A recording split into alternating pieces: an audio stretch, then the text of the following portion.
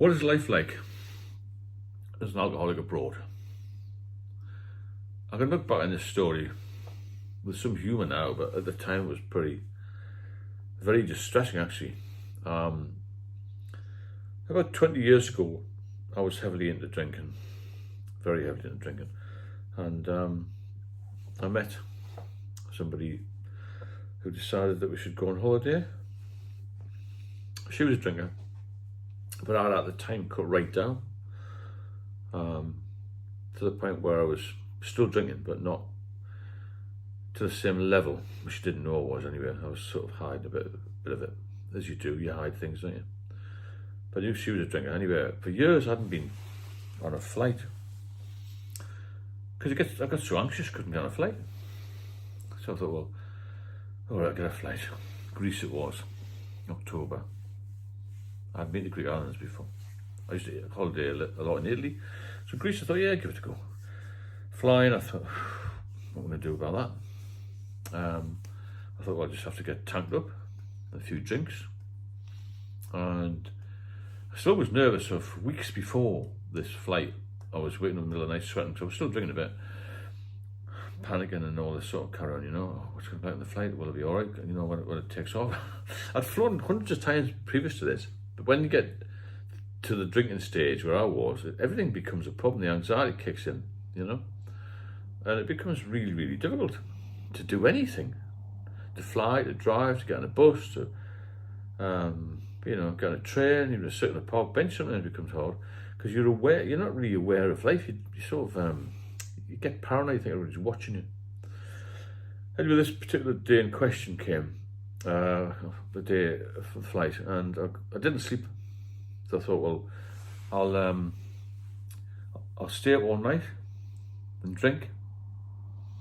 So I drank, and I got there to her place early in a cab. Oh God, you're right and early, you know, like full of beans, which I was. I've been drinking, haven't I? So I think, well, it's quite a long flight, about 4.5 hours. Got the airport 3 hours before, 2 hours before it was then. Got the plane. I thought, I must hit the bar now, because you know it's like when you're a big drinker, any little break in the drinking, you've got to get back to the bar, haven't you? So I'll never forget. They didn't have any. I don't have much lager in the airport. Newcastle Airport. It's not that big of an airport. It says international, but it's not really international. I had, well, Guinness. I thought I was starting to have a few pints of Guinness. I had about 5 or 6 pints of Guinness while we waited, and then they announced a delay. The plane had gone tech for about 4 hours, minimum 4 hours delay. Jeez. So at that time, I was still very tolerant of alcohol, so I wasn't staggering about, but I was getting a bit tired and all this sort of thing. And she was a big wine drinker, but she didn't have any wine. I thought, oh God, you don't have to have something, otherwise I'm going to be like totally out of place here. Anyway, there's other people around me drinking, as there always is in airports, early in the morning. So I drank for another 4 hours, didn't I? Got on the plane, had a few little cans of whatever the word, Budweiser, Red Stripe or something. When you got there, and if you're feeling a bit rough, when you get off the plane, I got in Newcastle, it was freezing cold. Greece, about 32 degrees. They were terrible.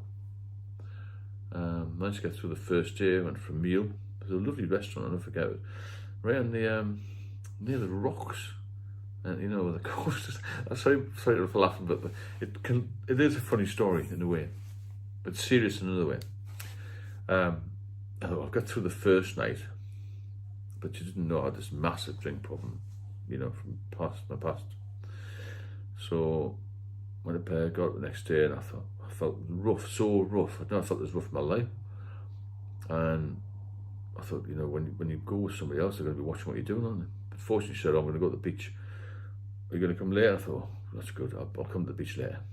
So I thought, I must find a little shop, get a few supplies. This is the first day, I remember. So I found this shop and sold this lager. I can't remember what it was. It was the Greek lager, anyway, some sort of lager. It was quite strong, about 6%. There were a few of them in the morning. I thought I'd go to the beach, but I think I took 4 cans of it. And just said, we have a drink already, about 11 o'clock by then. Yeah, I said I might have a couple during the day, you know.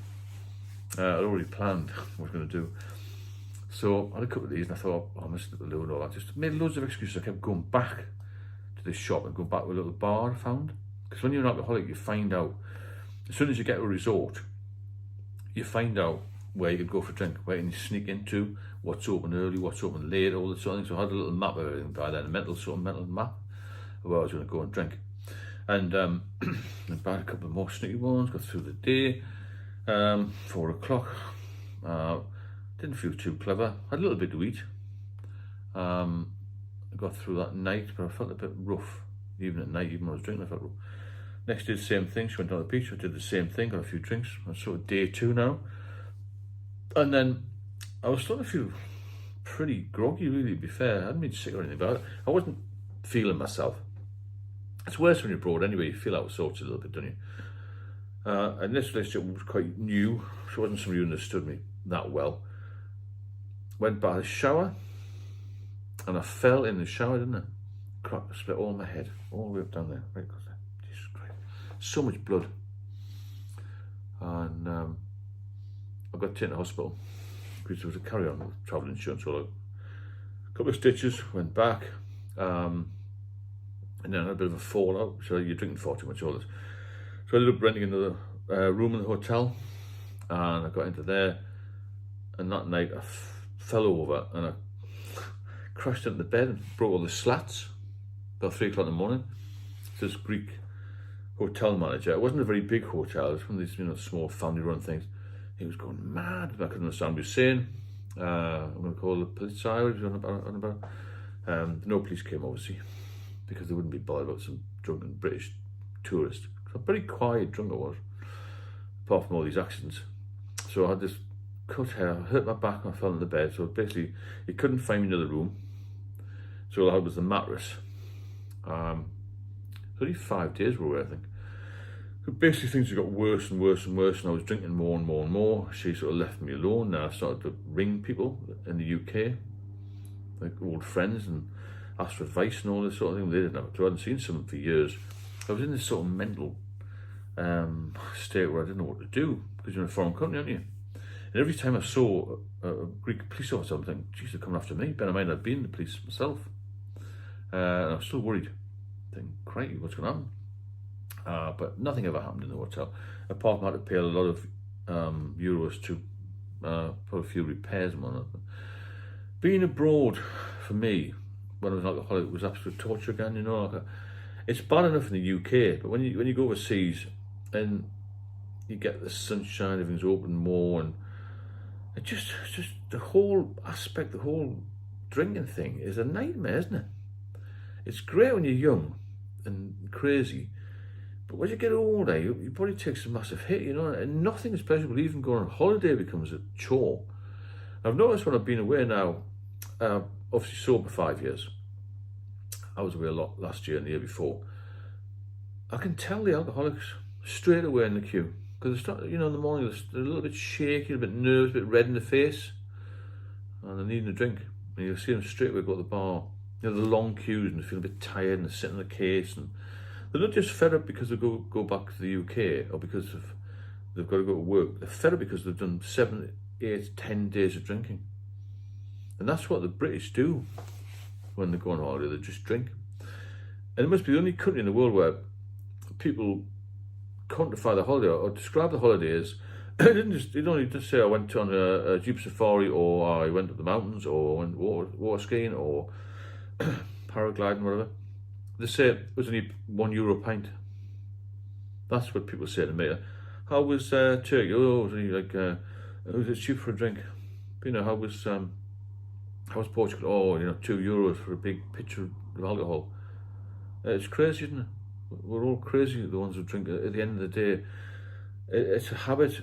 It becomes an addiction, and it gets out of control. When it gets out of control, on a serious note, then it just causes you a lot of medical issues, a lot of physical, and something which is not talked about enough, a lot of mental health issues, and you have to really be careful.